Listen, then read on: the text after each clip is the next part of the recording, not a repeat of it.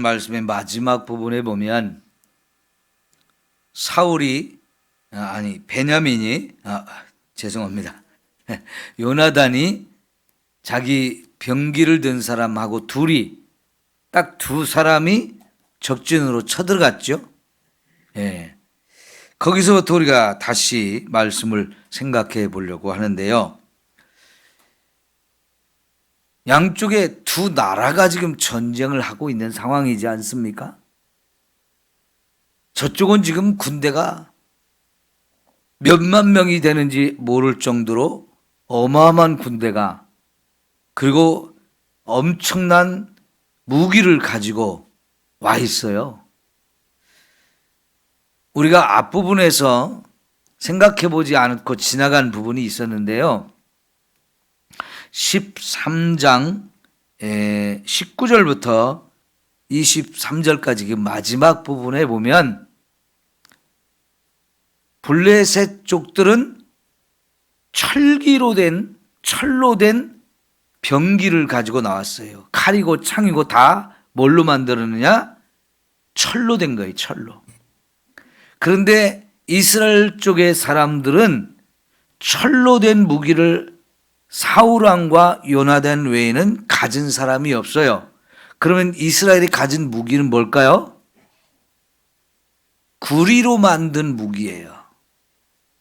그러니까 우리가 인류의 역사가 발전하는 이 과정을 보게 되면 돌로 뭔가를 만들어 사용하던 석기 시대가 있어요. 그 석기 시대가 끝날 때쯤 뭘로 기구를 만들었느냐? 청동이라고 하는, 구리라고 하는 걸로 만든 창도 만들고 칼도 만들고 그릇도 만들고 도자기도 만들고 다 구리로 만드는 때가 있어요. 그런 걸 청동기 시대라고 하죠. 그리고 그것이 끝나면서 철기 문화가 새로 만들어져요. 철을 이용해서 또 모든 걸 만드는 거지요. 그럼 여러분, 돌로 된 칼을 가지고 여러분 주방에서 쓴다고 생각해 보세요. 이게 뭐가 제대로 쓸리겠습니까? 그러다가 발전이 돼서 구리로 만든 칼을 사용했어요. 그러다가 또 발전을 해서 철로 만든 칼을 사용했어요. 전혀 다르죠? 그런데요, 블레셋 사람들한테는 이미 철을 다룰 수 있는 대장장이가 있어가지고 그 철을 잘 만들어서 칼도 만들고 창도 만들고 화살도 만들고 무기들을 잘 만들어서 사용하는데, 아직 이 이스라엘 쪽에는 그런 철을 다룰 수 있는 대장장이가 하나도 없어요. 블레셋 사람들이 의도적으로 이스라엘에 있는 철을 다룰 줄 아는 사람들 다 잡아가고 그 제장간을 다 없애버려서 철을 다룰 수 있는 사람이 하나도 없었어요. 그래서 농기구 있지 않습니까? 낫이든지 쟁기든지 호비든지 이런 걸 사용하다면 철로 만들어도 이게 다 무디어지니까 가끔은 이제 대장간에 다시 갖고 가서 그것을 다시 벼러가지고 날카롭게 잘 들게 이렇게 해오잖아요. 근데 그런 일을 할 수 있는 사람이 이스라엘에 하나도 없었어요. 그래서 이스라엘 사람들이 그런 걸 다시 이제 벼르려면 블레셋한테 가서 이것 좀 잘 만들어주세요 부탁을 해야만 했단 말이에요. 근데 그 사람들이 칼은 안 만들어줘요. 군인들이 쓸 수 있는 칼은 안 만들어줘요. 왜? 그래야 이스라엘이 꼼짝 못하고 자기들이 지배를 할 수 있으니까요. 그러니까 무기 상황을 봐도 블레셋하고 이스라엘은 전혀 차이가 나는 거지요. 싸움이 안 되는 거예요. 그런데 지금 요나단하고 따르는 병사 한 사람, 두 사람이 적과 싸우겠다고 적진으로 뛰어 들어갔는데 이 전쟁은 말도 안 되는 전쟁이지 않습니까? 그래가지고 뭔 일이 일어나겠습니까? 그러나 우리가 6절에서 보았던 것처럼 요나단이 그렇게 적을 향해서 무모하게 쳐들어갈 수 있었던 건 무엇 때문입니까? 믿음 때문이었어요. 믿음으로 하는 행동이었단 말입니다. 이게 말도 안 되는 일이지만은 그러나 믿음으로 한번 가보자. 싸워보자 하고 두 사람이 이제 적진으로 뛰어들었는데 15절에 보면 들에 있는 진영과 모든 백성이 공포에 떨었다는 겁니다. 하나님께서 이 블레셋 군인들한테 공포심을 불어넣어 줬어요. 아니 두 사람이 쳐들어가서 블레셋 사람 20명 정도를 죽인 정도거든요. 물론 그것도 대단한 일입니다. 그렇다면 이 전쟁의 상황과 판도가 싹 바뀌는 건 아니잖아요. 여러분 나중에 우리가 보겠지만 다윗이 손에 들고 간 이 물맷돌 5개 이거 가지고 전쟁을 한다. 우리가 생각해보면 이게 뭔 전쟁이야. 그거 무슨 싸움이 돼. 하겠지만 여러분 다윗이 던진 돌멩이 하나가 놀라운 일을 만들어냈어요. 골리앗이라는 적의 최고의 장수를 그냥 한 방에 팍 쓰러뜨리게 됨으로 인해서 완전히 상황이 달라지잖아요. 이 돌멩이 하나가 만들어낸 이 기가 막힌 상황이거든요. 근데 여러분 한번 생각해보세요. 이 돌멩이, 조그만 돌멩이 다윗이 던진 이 물맷돌로 사용한 돌멩이가 크면 얼마나 크겠어요. 큰 건 사용할 수도 없죠. 그냥 그 물매 이렇게 치고 딱 던질 수 있는 크기니까 뭐 요 정도 되겠죠. 근데 그거를 여러분 물에다 한번 던졌다고 해보세요. 잔잔한 물에 그걸 던지면 파문이 일어나죠. 물결이 쫙 퍼져나가는 모습을 보면 참 이쁘고 멋있고, 그래서 또 던져봐요. 아이들이 장난으로 간단 말이에요. 그런데 이번엔 돌멩이를 막 이만한 걸 들어가지고 팍 던졌다고 해보세요. 그럼 그 파문이 얼마나 크게 얼마나 멀리까지 쫙 퍼져나가겠어요. 여러분 지금 요나단과 그 따르는 병사 두 사람이 가서 싸우는 것은 진짜 모기다리 웍합니까? 소에 그냥 넓적다리를 모기 한 마리가 딱 붙어서 뜯어봐야만 그거 별 볼 일 있겠어요?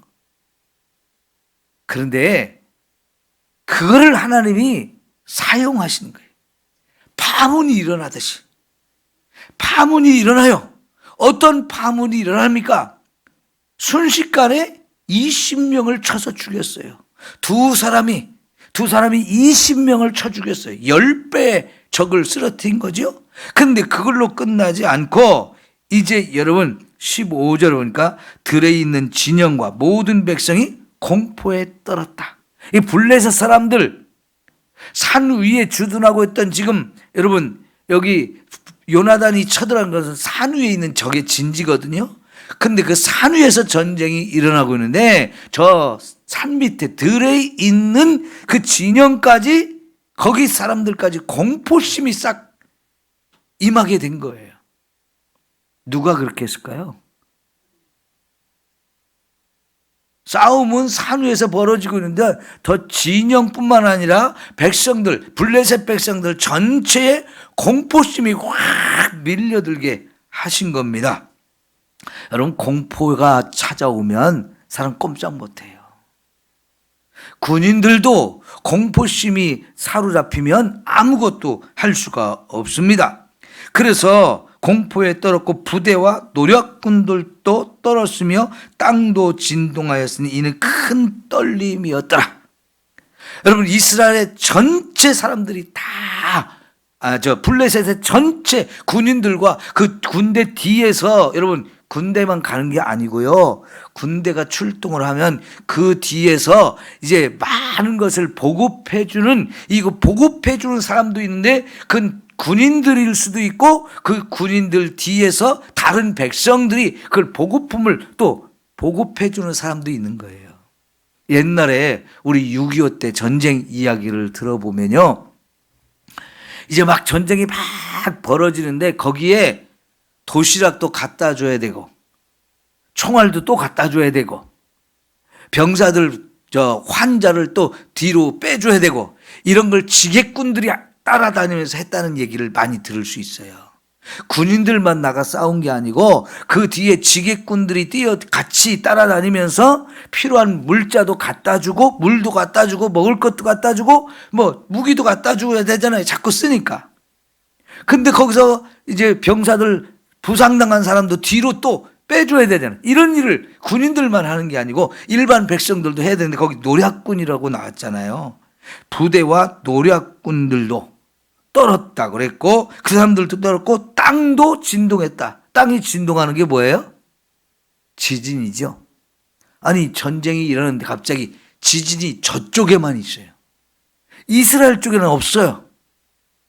지진이 원래 그러지는 않죠. 지진이 일어나면 그 주변 전체가 다 울리잖아요. 그런데 블레셋 쪽에는 지진이 일어나는데 이스라엘 쪽에는 지진이 안 나요. 우리는 지진을 별로 경험해 보지 않았기 때문에 이 지진이 일어날 때 그 두려움을 잘 모르지만 일본 같은 나라는요, 지진이 워낙 많이 일어나는데 지진이 일어날 때마다 엄청난 두려움과 공포가 거기에 휩싸이는 거예요. 여러분, 지금 이 모든 일들이 하나님이 하시는 일이죠. 그러니까 요나단하고 두 사람이 딱 쳐들어갔는데 그때부터 하나님이 그들을 통해서 놀라운 일을 이루시는 거예요. 두려움이 마음을 사로잡게 하고 막 그들이 떨면서 하나님이 지진까지 일으켰는데, 여러분 16절 보니까 베냐민 기브에 있는 사울의 파수꾼이 적을 이렇게 적진을 살펴보니까 무슨 일이 일어나냐면 바라본즉 허다한 블레셋 사람들이 무너져 이리저리 흩어지더라. 여러분, 이쪽 진영, 이스라엘 진영에서 파수꾼이 저쪽 블레셋 군대가 있는 곳을 볼 때 거기서 무슨 이상한 일들이 벌어지는 거예요. 군인들이 막 이리저리 막 흩어지고 난리가 나는 거예요. 그러니까 이 보고를 사울 왕에게 했겠죠. 그래서 사울 왕이 어떻게 합니까? 17절을 보니까 거기 전쟁터에 데리고 갔던 제사장 아비야 불러서 하나님의 궤를 가져오라는 거예요. 여러분, 이때 제사장만 데리고 간 게 아니고 이 법궤를 또 가지고 갔던 거예요. 여러분, 전에 전쟁터에 법궤를 가져갔다가 어떻게 했어요? 블레셋한테 이 법궤를 빼앗겼잖아요. 전쟁도 완전히 패배하고 수많은 사람이 죽고.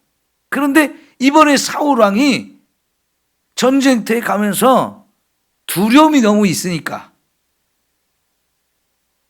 제사장도 데리고 가고 법궤까지도 가지고 갔던 거예요. 그러면서 이제 법궤를 가지고 와서 지금 이 전쟁을 해야 되는지 말아야 되는지 하나님께 좀 물어보자 하는 거예요.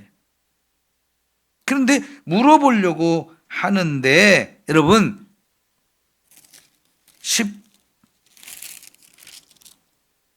19절에 보니까 블레셋 진영의 소동이 점점 더 커지고 있다는 얘기를 들어요. 파수꾼이 보고를 해요. 그러니까 하나님의 뜻을 물어보려고 했던 이 사울왕이 치워. 그리고는 그냥 군대를 끌고 가자 하고 간 거예요. 여러분, 사울왕의 이 행동 여러분은 어떻게 보십니까? 전쟁에 가기 전에 이 전쟁을 해야 될까요? 말아야 될까요? 다윗은 언제든지 하나님께 먼저 물어보고 그 다음에 행동을 했지요. 그죠? 지금 요나단도 내가 가야 됩니까? 말아야 됩니까? 이걸 표징을 구하고 그래서 이건 하나님 주신 표징이야 깨닫는 순간 갔잖아요. 하나님의 뜻을 따라 사는 사람과 하나님의 뜻이고 보고 집어치워 이러는 사람하고는 이게 천지 차이죠.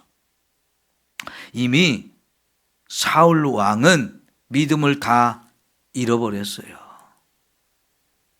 하나님을 자기가 마음대로 조정을 하려고 그래요. 급하면 하나님 찾고 필요 없을 것 같다. 그럼 또 치워. 이래 되는 거죠. 얼마나 이기적이고 얼마나 인간적이에요. 여기서 인간적이라는 거는요, 하나님과 상관없는 그러니까 인간만의 생각이란 얘기죠. 이게 정말 하나님을 믿는 사람인가요? 이런 거는 내 마음대로 신앙생활을 엉터리로 하면서도 자기는 믿음이 있다고 속고 있는 거 똑같은 거예요. 여러분, 우리 신앙이 이런 식이 되면 안 되지요. 기도가 이런 식이 되면 안 돼요. 하나님을 하나님으로 인정하고 하나님을 경외하는 마음이 있어서 하나님의 뜻을 묻고 그 하나님 뜻에 따라서 내가 움직이는, 이게 진짜 믿음이지, 이랬다 저랬다 하면서 내 마음대로 하나님을 막 움직이려고 하고 내 손에 무슨 도깨비 방망이 쥔 것처럼 하나님을 내 마음대로 사용하려고 하는, 이거는 정말 너무 하나님을 망령되이 일컫는 거지요. 여러분, 우리 이런 자세와 이런 마음, 이런 행동, 이거는 정말 하나님 앞에 옳지 못한 거잖아요. 근데 사울은 왕이면서도 지금 이 전쟁터에 제사장도 들어간 이유가, 또 하나님의 법궤를 거기까지 갔던 모든 이유가 다 자기를 위해서 가는 거예요. 자기를 위해서. 사람들한테 보여주기 위해서. 때때로 내가 필요한 때 사용하기 위해서 이러는 거지요. 이건 얼마나 하나님을 모욕하는 것입니까? 그래서요, 이제 사울도 이제 군대 얼마 안 되는 그 600명 남은 군대를 일굴고 빨리 우리도 가자, 전쟁터에 뛰어들었습니다. 근데 여러분, 사울이 전쟁터에 뛰어들어서 무슨 일을 했다 하는 건 하나도 여기 소개되지 않아요. 20절에 보니까 사울과 그와 함께하는 모든 백성이 모여 전장에 가서 본즉, 가서 자기들이 확인한 것밖에 없습니다. 블레셋 사람들이 각각 칼로 자기의 동무들을 침으로 크게 혼란하였더라. 여러분, 블레셋 진영에 가보니까요, 싸우려고 갔더니 여러분, 블레셋 사람들끼리 자기들끼리 서로 싸우는 일이 벌어졌다는 거예요. 여러분, 블레셋이라는 나라는 5개의 도시 국가가 연합해서 만들어진 국가잖아요. 그러니까 좋을 때는 이 5개가 똑딱 하나로 뭉치지만은 또 안 좋은 상황이 되면 서로 또 싸울 수 있는 이런 상황인 거예요. 그런데 아마 그런 상황이, 자기들끼리 싸우는 상황이 벌어진 것 같아요. 그러면 여러분, 사울 왕과 이스라엘 군대는 그 상황 되면 뭘 하겠어요? 잘한다. 구경밖에 할 게 없어요. 자기들끼리 싸우는데 거기 뭘 끼어들어요. 서로 죽이는데 거기 끼어들었다 나도 불똥 튈 수 있잖아요. 그러니까 가서 구경만 하면 되는 거예요. 이 사울 왕과 이스라엘 군대가 할 일이 없게 하나님이 만드셨어요. 여러분, 이 자중질환이 일어나면 그건 서로 망하는 겁니다. 여러분, 하나님께서는 사도 바울을 통해서 우리에게 하신 말씀이에요. 너희가 서로 물고 뜯으면 안 된다. 그러면 같이 망한다는 말씀을 하셨어요. 근데 지금 블레셋 사람들이 이스라엘과 싸우려고 와가지고 자기들이 그 어마어마한 힘을 가지고 서로 죽이는 자중질환이 일어났단 말이죠. 자, 근데 그걸로 끝나지 않았어요. 21절에 보니까 전에 블레셋 사람들과 함께 하던 히브리 사람이 사방에서 블레셋 사람들과 함께 진영에 들어왔더니 그들이 돌이켜 사울과 요나단과 함께한 이스라엘 사람들과 합하였다.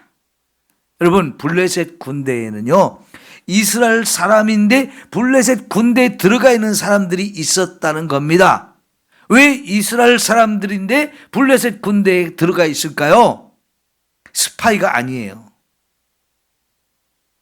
여러 찔이 있을 것 같아요. 이스라엘 사람이지만 블레셋이 훨씬 강하니까 나 블레셋 편에 설 거야. 스스로 원해서 자원해가지고 블레셋 군대에 갖는 사람도 있겠죠. 왜? 그렇게 해야 거기서 공을 세워야 블레셋 사람들한테 인정받고 거기서 성공할 수 있을 것 같으니까.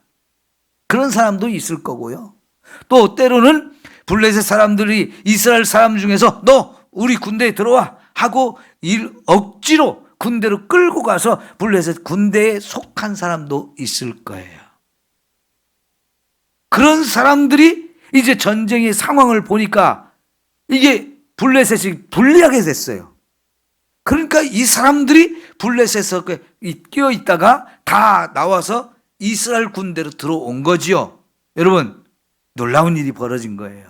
그 다음에 그것만이 아니에요. 22절 보니까 에브라임 산지에 숨었던 이스라엘 모든 사람도 블레셋 사람들이 도망함을 듣고 싸우러 나와서 그들을 추격하였더라.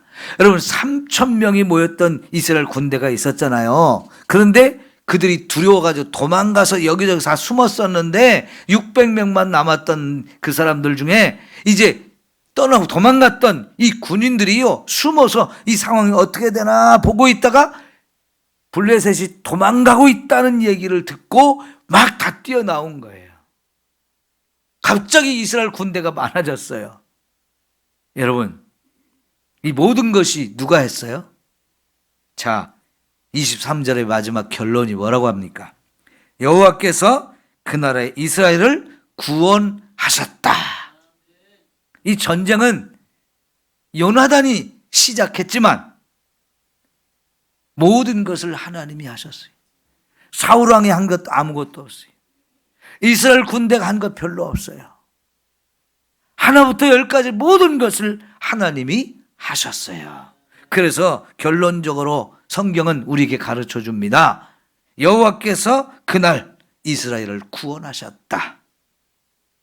여러분, 하나님은 우리를 구원하시는 하나님이십니다.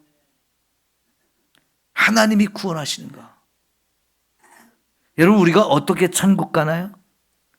내가 착한 일을 해야 천국 갑니까? 여러분, 성당에 다니는 사람들이 이 복음을 잘 모르는 게 그거예요. 성당에 다니는 사람들이 물어보세요. 어떻게 해야 천국 가느냐고. 네? 성당에 다니는 사람들 예수 믿느냐고 물어보면 예수 믿는다고 합니다. 그런데 예수를 믿는다고 하면서도 어떻게 해야 천국 가냐고 물어보면 내가 착한 일을 해야 천국 간다고 이렇게 얘기해요. 그러면 천국 갈 수 있나요? 당신은 천국 갈 수 있나요? 물어보면 나 모르겠어요. 왜 몰라요? 내가 천국 갈 만큼 착한 일을 했는지를 자신할 수가 없기 때문에 그런 거예요. 내가 천국 갈 만큼 착한 일을 했다. 나 그런 사람 있으면 손 들어보세요, 여러분. 나 천국 갈 만큼 착한 일 했어. 있으면 손 들어보세요. 없죠? 자신 없죠? 이 캐톨릭 성당에 다니는 사람 100% 다 그런 생각을 갖고 있어요. 그럼 예수를 왜 믿나요? 예수님 믿는 이유가 뭐예요? 예수님이 우리를 위해서 무슨 일을 했나요? 예수님이 우리를 구원하시기 위해서 내 모든 죄를 가져오라고 해가지고 우리의 죄를 짊어지고 예수님이 십자가에 가서 나를 대신해 죽어졌어요. 그러면 우리의 죄는 다 용서되는 거예요. 그 예수님이 우리 죄를 짊어지고 십자가에 대신 죽어줌으로 해서 내 죄가 다 용서되었기 때문에 그 예수님이 우리를 천국으로 데려가실 수 있는 거잖아요. 그 예수님을 믿는 거잖아요. 그 예수님을 믿기 때문에 우리가 천국 가는 것은 착한 일을 해서 가는 게 아니고 예수님을 믿어서 예수님이 내 모든 죄를 다 용서하시고 해결해 주셨기 때문에 그 예수님이 우리를 천국으로 데려가실 수 있는 거잖아요. 그래서 예수님 믿는 거잖아요. 그런데 예수님을 믿으면서도 내가 착한 일을 해야 천국 간다고요? 그러면 예수님을 왜 믿는 거예요? 예수님 믿는 게 뭐 하는 거예요? 그저 축복 달라고 그래서 예수 믿나요? 예, 축복도 주시지요. 그러나 아무리 많은 축복을 받은들 구원받은 이것과 비교할 수 있어요? 예수님이 주신 최고의 축복은 저와 여러분의 죄를 해결해서 우리를 천국으로 데려다 주는 거지. 나는 죄만 졌지. 착한 일은 한 것도 없고 했다고 해야 자랑할 것도 없는데 그런 우리를 구원하셔서 천국으로 데려가려고 예수님이 정말 죄를 가져와. 네가 지은 죄 다 가져와. 내가 대신 짊어지고 내가 그 죄에 대한 대가, 형벌, 심판 다 받아서 이거 해결해 줄 테니까. 그래서 우리가 예수님 믿고 예수님 믿을 때 예수님이 우리를 천국으로 데려가는 거지, 내 노력으로 내 열심으로 내가 착한 일을 해가지고 가는 거 아니잖아요. 하나님이 이스라엘을 구원하듯이, 그죠? 하나님이 이스라엘을 구원하듯이 우리를 예수님을 통해서 이렇게 구원해 주신 겁니다. 여러분, 우리가 착한 일에 갖고 구원받는 게 아니에요. 물론 여기서도 요나단이 믿음으로 한 그 행동, 그걸 통해서 하나님이 그때부터 일하셨어요. 그렇지만 여러분, 요나단이 죽인 건 20명밖에 안 돼요. 물론 그 뒤에도 또 많은 사람 죽였겠죠. 그러나 상황 전체를 우리가 놓고 보니까 하나님이 이것도 하시고 저것도 하시고 저것도 하시고 계속 하나님이 일하셔서 결론적으로는 하나님이 구원하셨다, 이렇게 되잖아요. 여러분, 하나님은 언제든지 그 어떤 상황에서든지 우리를 구원해 주시는 분이십니다. 구원의 하나님, 나를 구원하신 하나님, 이 은혜가 오늘 또 우리 모두에게 충만하기를 축원합니다. 그 하나님을 우리가 믿는 거예요. 그 하나님을 의지하고 그 하나님께 우리 모든 걸 맡기고 믿음으로 사는 겁니다. 내가 한 이 작은 믿음의 행동이 큰 파문을 일으켜서 사람들의 마음을 움직이는데, 블레셋 사람들한테는 공포를 주고 이스라엘 사람들이 용기를 주고 담대하게 해가지고 결국은 승리하게 해 주시잖아요. 내가 한 믿음의 이 작은 행동이 큰 파문을 일으켜서 내 주변에 있는 많은 사람들까지 영향력을 끼치고 변화를 일으키는 거지요. 이런 일이 얼마든지 나를 통해서 이루어질 수 있어요. 하나님 앞에서 우리가 이렇게 쓰임받기를 축원합니다. 기도합시다. 하나님 아버지, 부족하고 연약한 우리들을 하나님이 써주시기를 원합니다. 그 하나님을 믿고 우리는 믿음으로 살겠습니다. 믿음으로 행동하겠습니다. 불가능한 것 같은 일에도 믿음으로 도전할 때 하나님이 그 작은 우리의 믿음의 행동들을 사용하셔서 이렇게 놀라운 일을 이루시는 줄 믿습니다. 모든 것이 하나님의 은혜로 되어짐을 믿습니다.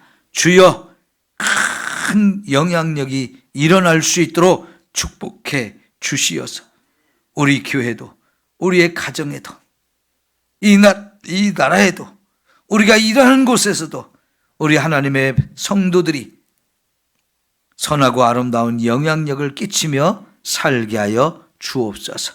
구원의 하나님, 우리를 모든 상황 속에서 구원해 주시옵소서. 예수님의 이름으로 기도하옵나이다. 아멘.